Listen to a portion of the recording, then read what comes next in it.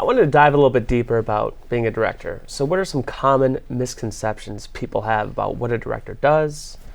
I think people think that every director is crazy, which is partially true. Like the old German, like yelling at the actors through a megaphone. Yeah, I mean, I think people get this idea that we just want to sort of take advantage of everyone's time, stay as long as, but we're people too. It's like we don't want to sit there for 18 hours. Right. You know what I mean? So I think a lot of times people will question those decisions and kind of go into it thinking that we're there to, make them miserable in a way. And we're not.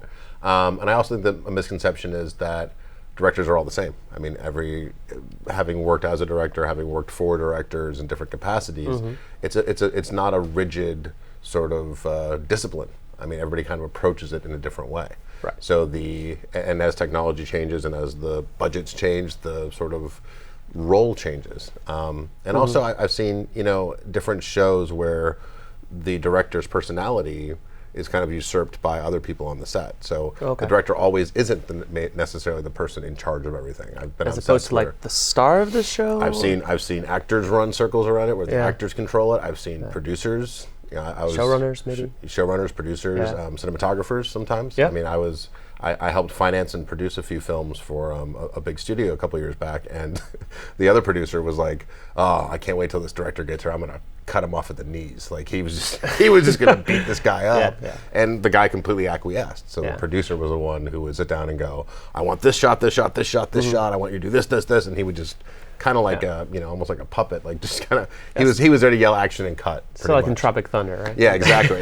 Sometimes you just have that director who's a hired gun. Yeah. And sometimes you have that auteur, who wants everything. And it depends, because the director is at the end of the day sort of supposed to be at least the emotional captain, the leader of the group. And so sometimes people are hired not necessarily for their vision when you're talking about like a television movie or a series or an episode or something like that, but they're hired because they work well with people. They can keep people motivated, happy, going, and it's like, and that's what's most important for that type of production. I was just going to segue into that. So, what are some important qualities like you need to have to be a good director? You have to have a certain level of confidence. I mean, I know people that are ultra creative and kind of weird and out there that might not be good communicators necessarily, but they still have that confidence of what they're doing. So you have to be confident. It definitely helps if you have people skills, because making movies is never easy. It's always a challenge. You're always the director communicates with everyone on set. Yeah, right. Everybody. And you have to work with the everybody. crew, the cast, everybody. The front line, back line. Sure. I mean, there's certain hierarchies built into it to kind of minimize, because if you had to sit there and answer every question or talk to everybody, that's what we have. Assistant director staff and line producers and that kind of stuff. But you have to sort of be that ringleader and that cheerleader for everybody, because like I said, making movies is difficult. The conditions are often undesirable conditions. It's cold, it's wet, it's snowing, it's late, it's whatever. And even if you as a human being are sitting here going, I'm miserable, I cannot feel my toes anymore, I want to go home, you can't say that. You have to be the person who's still excited. You have to still keep people going. Because the moment that you look like you're... Because the moment that I'm out, then everyone else is just gone. It's like, well, if the director's not... Call the day. Yeah. So, and that's been tough. It's like, especially when you're working long hours and long days, to not be sitting in that chair kind of zoning out yourself. It's like you have to keep that focus going the whole time. So I just wanted to ask about that, because you mentioned long hours a couple times. So what is a typical day like on set? Let's say you're a director, it's a feature, right? So what does your typical day look like? When does it start? What does that all entail? Well, I mean, it depends on what you're doing. Usually it starts early in the morning because they want to get as much sunlight and daylight in if you're shooting that kind of stuff. But sometimes you start at 4 p.m. at night. You start and you're doing night shoots and stuff. For me, I like to try to get. I always say to people, if we can work as fast at the beginning of the day as we have to at the end of the day, we're gonna have a much better day. Right. So I like to kind of hit people hard in the morning. And just kind of like wake everybody up. Like for me, like the death of any production is if we're more than an hour from the time that we get there before we're shooting something. Oh wow! Anything. It's like, an hour. So even if I'm just like, hey, quick, let's grab the camera, let's go shoot a shot of the house. Like I want that energy. I want filming happening early, because if you don't, I've been on sets where you don't get a shot off before lunch sometimes. Yeah, I've seen that too. And what happens is they take all the time before lunch, and then they realize how behind they are. Yep. And then it's all rushed, and now you're sacrificing scenes. The actors only get 1-2 takes maybe, especially if it's like lower budget, so the production could suffer for that. Exactly. So, I like to try to get it, hit you hard in the morning so that we're going at that pace. And then you can kind of ease up, especially if you know you're doing something for actors, for example, that's challenging later in the day. I'll want to put time aside for that. And also for action sequences. Like, I know how long that takes. So even if it's like, oh, well, what are we shooting today? Oh, there's the shootout, and then there's a dialogue scene. Oh, that's an easy day. Well, if that dialogue scene is the emotional center of the film, and that action scene is, 6 people in a gunfight, that's a horribly difficult day. And I always tell people, I'm like, it's never about page count. People are always like, oh, we're shooting 12 pages today. It doesn't matter. If that 12 pages is 2 people in a room talking, there's only so many setups and so many angles you can do. And the actual filming of it doesn't take that much of your time. What takes the time is picking up the camera, moving it. So if you have an extended sequence that's 1/8 of a page of someone entering a building, and you want to get shots of their feet and shots of them exiting their car, and a shot as of much coverage as much all this, you're building a little sequence with editing. Well, that can take 10 times longer than 12 pages of dialogue. You know? So you have to really be cognizant of that when you go into it. So 12 pages, I mean, in my mind, that's a lot to shoot in a day, even though what you just said. It depends on how many scenes it is. It depends on what it is that those 12 pages. Yeah. So in one day, do you think you're going to shoot maybe, 8 pages? It depends. Like I said, I also on my shoots, I will try to schedule and make them schedule against that page count idea. Like I want them to schedule based realistically on how many shots it's going to be, how many setups it's going to be. Interesting. I've always known the page count to sort of be so like that people freak out on my sets because sometimes they'll be like, wow, it's 2 1/8 pages today. Yeah. And then tomorrow is 17 pages. What are you doing? Are you stupid? And I'm like, no, actually, I'm not stupid. I'm actually sneaky smart because I know that those 2 pages are going to be very challenging versus, part of that 17 pages is the character in the room and it's like them talking on the phone. And that's a very simple thing to shoot. And so you kind of plan for that stuff. So hit them hard in the morning. I personally don't have an issue if you need to, and I always tell the crew, it's not me. Like my shot list, my script doesn't change. So if we're gonna be here for 18 hours, it's probably because one of y'all screwed something up. Like that's my attitude. It's like, as long as you trust me, as long as you do what I say, as long as we do our jobs, I will get you out of here in the 12 hours or the 10 hours or whatever it is. Okay. And it sometimes works, sometimes it doesn't. And it's like, that's what part of being a director too is. If it's a 10-hour day, that's a pretty short day. Yeah, I mean, I try. I mean, I don't, like I said, I think there's diminishing returns the longer you shoot. And I think that a lot of times, even when you're doing the film and blocking it out, like if you can be creative with the crew you need. For example, I did a miniseries and it was a 60-day shoot, 60 days total. But some of those days I said, if I don't need the whole crew there, I know what we're doing. Give me, 2 grips, 2 electricians, a sound guy, 2 camera guys. Let me go shoot this little scene. Okay. And so we could save money that way, and that allowed us to extend the schedule out. So some days we were blocking off streets. We had a 10-man G&E crew. Wow, 3 sound guys. We had all this bells and it looked like a huge production. And then other days we're shooting in like an apartment, and I'd say, okay, scale it down. Give me like the small indie crew, and that allowed us to shoot more days. So we then could have a reasonable. The script was 148 pages. It was a miniseries, so. I could shoot 2 pages a day for some things and afford to do that, opposed to having to jam it all in with like the full crew. And you also don't want 30 grips standing around a little tiny apartment in New York. It's like you don't want. I got to feed them. Where are you going to stand? There's no room. Yeah. So, I think it all comes down to me personally in terms of planning. I think one of the best pieces of advice I ever got, one of the line producers on one of my first shows, he would just be sitting on set, like just sitting there by the monitor next to me, and people would make jokes like, "Brad, don't you work? Like, what do you?" And he's like, I'm the producer.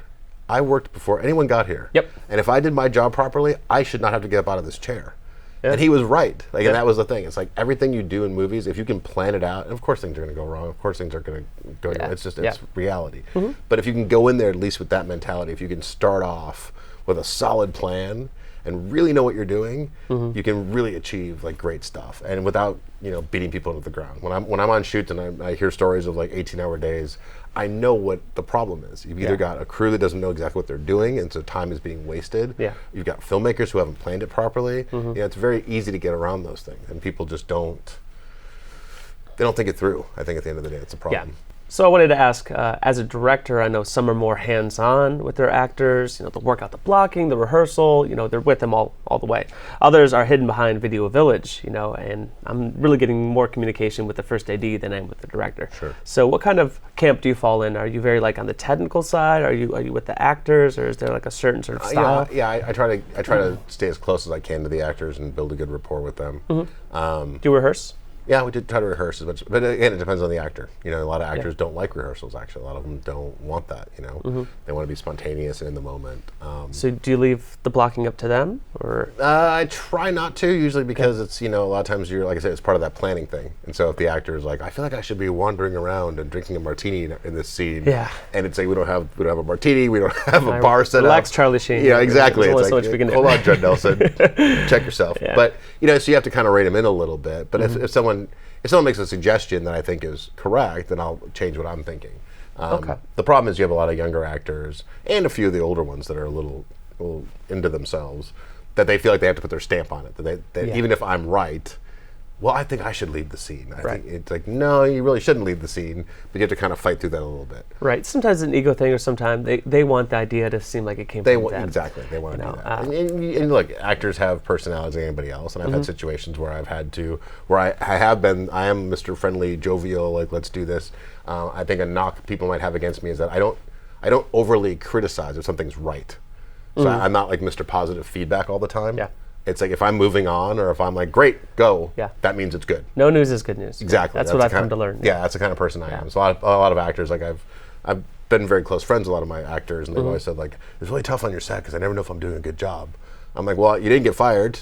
And I'm not like telling you to redo it 20 times, so that's a good job. Yeah. But they don't see it that way. So a lot of actors want that positive gushing, but I always feel like that comes across fake to me, to be like, oh, so amazing, it's so great. You're not telling your grip, like, oh, awesome job moving that stand. Oh, they're just doing your job. Right on, bro. It's like, if you do your job right and you hit it, it's like sometimes someone does something overwhelming and you can't help but walk up and say, like, wow, that's really great. Yeah. But overall, it's like I don't feel like that's a necessity to do. Yeah. But I have had actors who have been really difficult, and there's been personality clashes and stuff. Yeah. And you do, and at that point, it's like you're doing a job. If it's too late in the show to fire them, then I will sometimes pull back and tell the ADs, just, you know what, I can't even deal with her. Just tell her to stand, tell her to hit that mark, say the line, and then she's done. You know what I mean? Yeah. So you get to that situation sometimes. But well, and that kind of leads into what I was just about to ask you. So what are some of the politics on set? Like ego, we kind of mentioned a little bit before, or like who can you talk to in what way? What is your relationship with some producers and money? How do you navigate this minefield that's filled with all sorts of traps? Right. As a director? It's tough. I mean, you've got. I try to work with the same people as much as possible, because you crew-wise and cast-wise, because it's like you get to know people and you get to kind of get in a rhythm, and you kind of get rid of some of those little political boundaries. I mean, I personally feel that there's two misconceptions. One is that I think if it's a job, you're getting paid.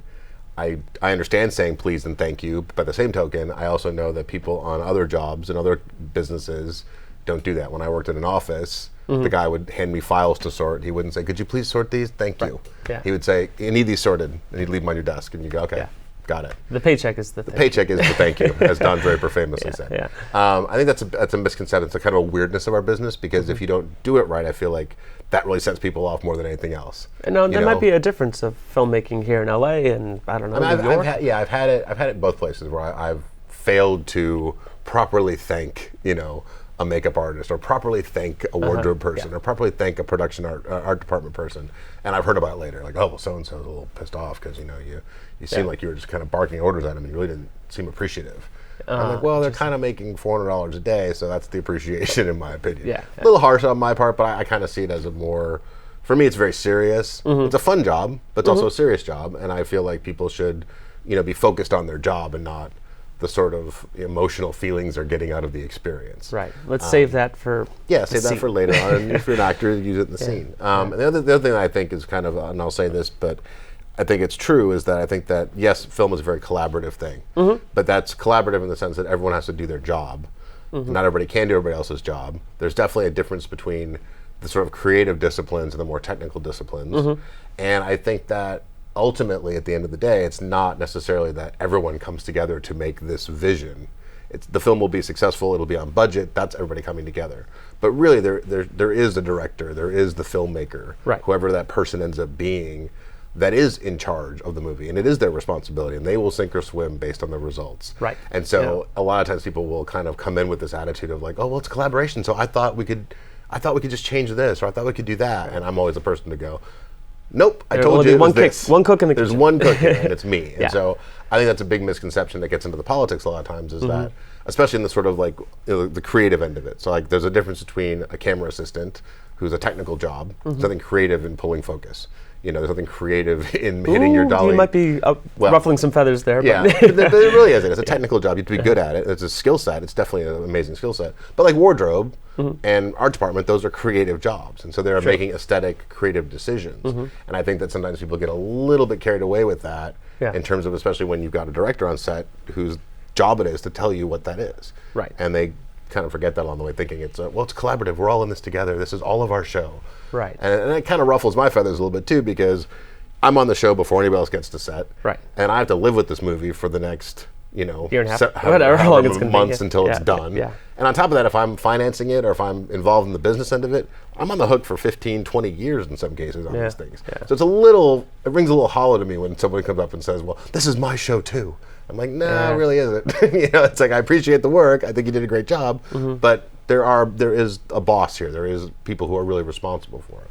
So we kind of mainly been talking about film. However, is there a difference when you're directing when it comes to TV, or for instance, a lot of these new media, OTT platforms, there's documentaries, there's so much different things out there besides film. Does your role as a director change? Yeah, I mean, it's very different depending on what you're doing. If you're doing an independent film that's your own, being a director is very different on that than it is being on like a TV movie. Being on a TV movie is probably closer to being on a television series, because you're entering into a system that already exists. Whereas when you're doing an independent film, that's like your little world. So you define the rules. Would you say you have more power? Absolutely. 100%. When you walk in like a TV movie, you've got a board of executives and network people.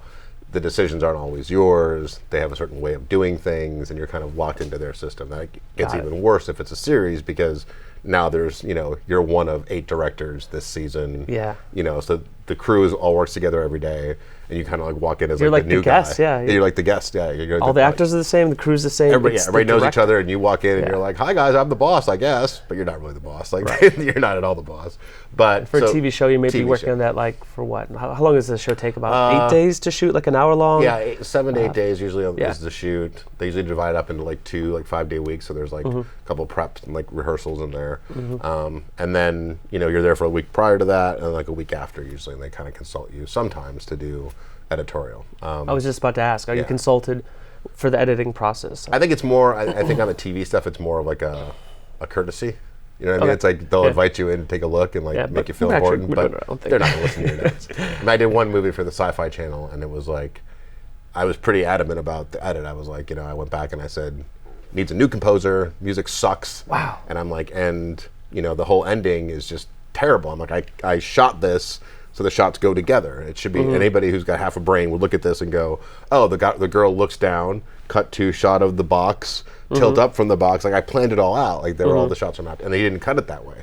And so I threw a fit about it, and the producer, because when they make those films, what happens is the network will hire a producer. The producer's done like a bunch of films for them, and then he goes out and finds, with their approval, the director, the actors, all that stuff. So I first went to the producer, and he's like, you know what, just let it go. Like they really like the film, they're happy with it. And I just happened to know one of the guys at the network. But it's your name on that film. Exactly, that was my point. I was like, it could be better. I said it wasn't bad, it could be better. And so I actually called the guy at the network up. Maybe I was drunk, I don't know. Ooh, maybe at I was the network stupid. level, I called the network guy, and I was like, listen, Ray, I'm like, they could be better. I'm like, and it's not that expensive, and if you want, I'll even jump in on my editing stuff, and I'll show you what I'm talking about. And didn't hear back from him. And he said, okay, great, let me think about it. Didn't hear back from him. Nothing was said about it. But then when I actually watched the film on TV, they had gone back and changed exactly what I had said. So they did listen at least, but they didn't like invite me back in they didn't make a big deal out of it. But that's a rarity for that kind of stuff. We talk about like music videos and sort of web stuff and online stuff. It's just, the difference there is that it's just a short period. It's very quick. You know what I mean? It's a very, you don't get that sense of family of the shoot. You don't get the sense of like, I made lifelong friends here today. It's like, it's very much like, oh, who was that guy, that one crew guy, what was his name, who was here? So you don't know everybody's name necessarily at the end of the day. It's very quick, and you're sort of in and out. I mean, I did a couple little short films for like some branding stuff where like, you do make a little short movie, but actually it's a car commercial, and people don't realize it's a car commercial because even though everywhere you look there's a BMW in the shot, it's like they don't think of it. They think it's a little romantic short film that they can share. So we did some of those. Just the future. We did some of those, and it's like, again, it's very quick. And then documentaries is another thing. I've done 2 of those now, and that's a very different experience as well, because there you're in control, but you're not in control, because like you're capturing real events that are happening. You can't like direct that. You can't direct it. Capture it. You have to capture it, and you have to like sort of improvise how you're going to do it. And so you walk into a location, and you're like, oh crap, there's fluorescent lights. Like, oh my god, like you can't do anything. So sorry, could you do that again? Yeah, like, yeah. Well, you do actually. You do that. I do that. You cheat a little bit. No, it's all true. Please. No. But yeah, so it's a very different. So it's always a little different type of experience. And I've noticed that certain people are better at certain aspects of it. Like, I'm not really good at the TV stuff because I do have like a strong opinion. And I'm sure I do piss people off because I say like, recut that. I hate that actor. And I don't feel afraid to like say what I think of people and their work. Not the people, but their work, because that's our job. But in TV world, people are very sensitive. People have their friends and their relationships, and so if I say, I think that cinematographer stuff is terrible, the executive might, it's my favorite cinematographer, and then people take it personally.